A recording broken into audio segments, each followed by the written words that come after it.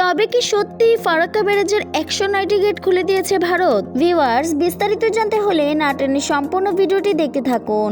বাংলাদেশে চলমান ভয়াবহ বন্যার মধ্যেই ফারাক্কা ব্যারেজের 109টি গেট খুলে দিয়েছে ভারত। ফলে একদিনেই বাংলাদেশে ঢুকবে 11 লাখ কিউসেক পানি। বাঁধ খুলে দেয়ায় বন্যার আশঙ্কা তৈরি হয়েছে বাংলাদেশের বেশ কয়েকটি জেলায়। সোমবার 26শে আগস্ট গেট খুলে দেয়া হয়। ভারতের বিহার ও ঝাড়খণ্ডে বন্যার কারণে এই সিদ্ধান্ত উল্লেখ করে বন্যা পরিস্থিতি ও পাহাড়ি ঢলের বিষয়ে আগে থেকে বাংলাদেশকে তথ্য দেওয়া হচ্ছে বলে দাবি করেছে ভারত। তবে বাঁধ খুলে দিলেও দুপাশের পানি এখনো স্থির রয়েছে।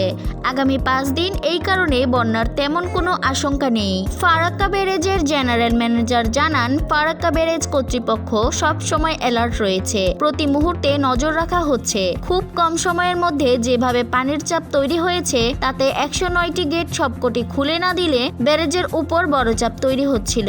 এর ফলে বড় ক্ষতি হয়ে যেতে পারত। আপাতত ফিডার ক্যানেলে 40,000 কিউসেক ও ডাউন স্ট্রিমে 11 লাখ কিউসেক পানি ছাড়া হয়েছে।